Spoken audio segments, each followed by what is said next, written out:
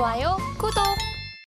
네, 서울경제TV 증시8 조간브리핑 시간입니다. 서울경제신문에서 발행한 이슈 전해드리는데요. 첫 번째 소식부터 하나하나 짚어보겠습니다. 화면 살펴보시죠. 미국 정부까지 반대한 한국 플랫폼법. 네, 이번에 플랫폼법 관련된 이야기 첫 번째 소식으로 문을 열어보겠습니다. 플랫폼 공정경쟁 촉진법이라고 부르죠. 미국 정부가 국내에서 추진 중인 플랫폼 공정경쟁 촉진법에 사실상 제동을 걸었습니다. 국내 플랫폼 업계는 물론 미국 산업계도 이미 반대 입장을 수차례 밝힌 데 이어서 미국 행정부가 이번에는 공식적으로 우려 입장을 전한 것이기 때문에 파장이 예상되고 있습니다.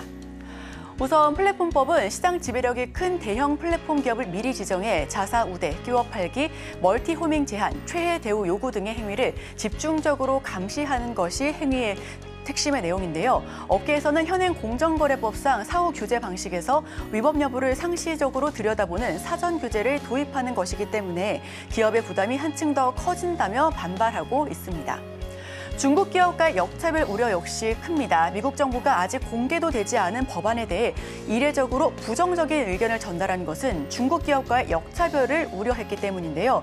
이 친기술 정책을 표방하는 한국 정부가 미국 플랫폼법을 불공정하게 겨냥하고 중국 플랫폼법에는 면죄부를 주는 즉 유럽의 디지털 시장법과 유사한 법안을 추진하고 있다라며 우려감을 표하고 있습니다. 자국 기업의 공평한 기회를 달라며 미국 국무부 그리고 상무부는 입장을 전달했고요. 공개하기도 전에 이례적인 부정적인 의견을 보인 바 있습니다. 여기에 더해 외교와 통상 등 마찰이 불가피하기 때문에 해당 부분 우려감이 커질 수밖에 없다라는 이야기입니다.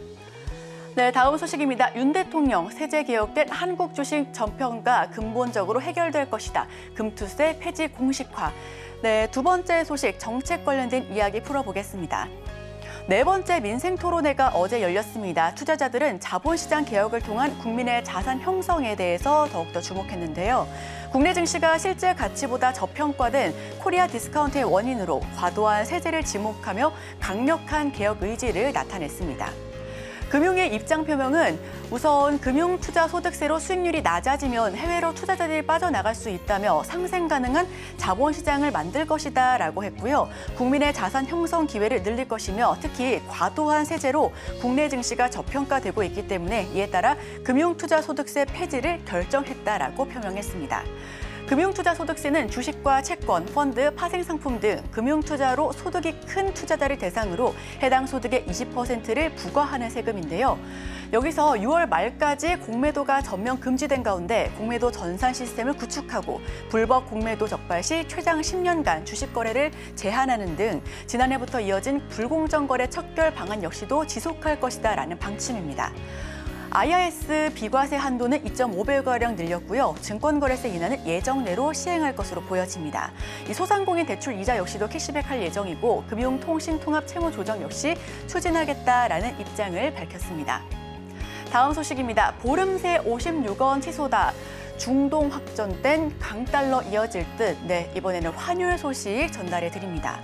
지정학적 리스크가 고조되고 있습니다. 연초부터 지정학적 리스크가 커져만 가고 있는 가운데 미국 연준은 이른 금리 인하 가능성을 좀 떨어뜨리고 있는데요.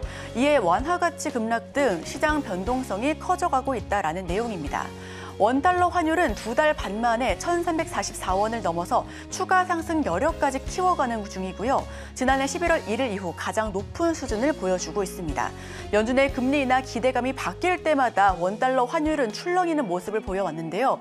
제롬 파월 미국 연준 의장은 지난해 12월 FOMC 회의에서 금리 인하를 시사했습니다. 그에 따라 연말 랠리가 이어지면서 기술주 중심의 상승폭을 확대해 나가기도 했고요. 이에 1,280원 선까지 떨어졌습니다.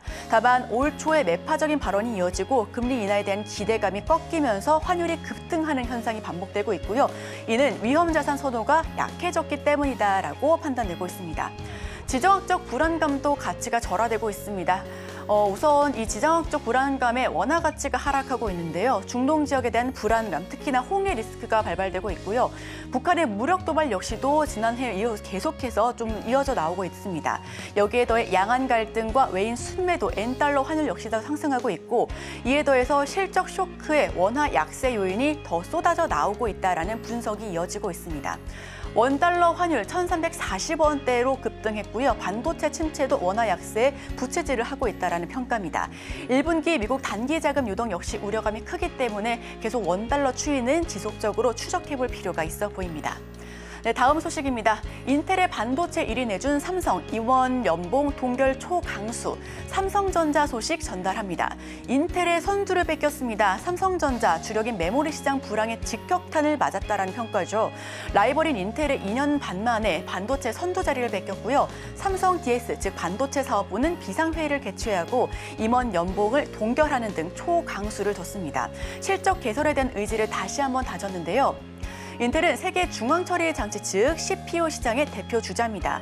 매출 적자를 줄여가면서 반도체 제조사 1위를 차지하고 있는데요. SK하이닉스도 글로벌 순위가 4위에서 6위로 밀려나고 이 메모리 제품 단에는 삼성전자와 SK하이닉스가 강세였지만 시황 영향을 많이 받는 탓에 판매량 저하가 이어지고 있다라는 분석입니다. 다만 엔비디아는 괄목할 만한 성장을 이루고 있습니다. 엔비디아는 세계 1위 그래픽 저장 장치 업체이기도 하고요. 전반적인 시장 침체 분위기 속에서도 괄목할 만한 성장을 거두고 있는 유일한 회사다라는 평가 속에서 전년 대비 매출이 57%나 넘게 껑충 뛰었습니다. 랭킹도 2022년 12위에서 5위로 올라갔고요. 폭증하는 데이터를 단시간 내에 연산해야 하는 인공지능 분야에서 각광을 받고 있다라는 평가가 잇따르고 있습니다. 삼성전자는 지난해 실적 부진을 만회하고 1위를 재탈환하기 위해 절치부심을 하는 노력을 하고 있고요. 2008년 금융위기 때에도 임원 연봉을 동결한 바 있습니다. 이번에도 뼈를 깎는 각오를 보일 것이다라고 공시를 통해서 입장을 표명했는데요. 삼성 매출은 399억 달러로 37%나 뚝 떨어졌고요. CPU 강자 인텔은 486억 달러에 달했습니다. SK하이닉스의 글로벌 순위는 4위에서 6위로 밀려났습니다. IT 업황 회복에 메모리 가격 반등 그리고 삼성 올 세계 1위는 복귀할 수 있을지에 대한 관심이 집중되고 있는 부분입니다. 네, 마지막 소식 전해드립니다. 컴투스도 권고사지, 게임사 연초 칼바람. 네, 사실상 연말 랠리에 이어서 엔터사와 게임사 올 초부터는 조금 더 좋아지지 않을까, 그리고 게임사 같은 경우에는 조금 더 이 게임이 많이 나오지 않을까라는 기대감 속에서 게임주 상승 여력이 있다라는 분석이 잇따랐었습니다. 다만 게임업계 칼바람이 이어지고 있는데요. 게임업계가 새해 초부터 인력을 감축하고 경쟁력이 약한 사업 그리고 회사를 정리하는 등 실적 개선을 위해 뼈를 깎는 노력을 하는 중이다라는 소식입니다. 코로나19 엔데믹 이후에 지속되는 경기 불황 및 게임 수요 변화에 대응하는 한편 치열해지는 세계 무대에서 경쟁력을 확보하기 위한 움직임이 나날이 커져가고 있는 모습인데요. 게임업계 쇄신, 우선 컴투스 같은 경우는 개발자들을 대상으로 권고사직을 진행하고 있습니다. 이 두 자릿수로 권고사직을 이행하겠다라는 부분이고요. NC소프트 같은 경우는 자회사 엔트리브소프트 2월에 폐업할 것이다라는 전망과 함께 라인게임즈는 콘솔 게임 개발 업체를 해체하기도 했습니다. 데버시스터즈는 6개 분기 연속해서 적자 흐름을 나타내고 있고요. 지난해 신작 부족 등으로 보릿고개를 넘은 게임사들, 올해는 변화와 쇄신을 통해서 실적 반등을 꾀하겠다라는 계획입니다. 일반 개발자 대상 두 자릿수 감원을 할 것이다라고 보여지는데요. 작년에 적자 전환을 통해서 이 경영 효율화를 목적으로 보여지고 있고요.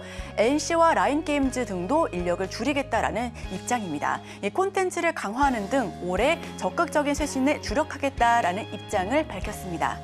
네, 제가 준비한 소식은 여기까지입니다. 앞으로 계속해서 서울경제와 함께 하시면서 오늘의 일면을 통해 전문가 수혜주까지 들어보겠습니다. 저희와 끝까지 함께 하시죠.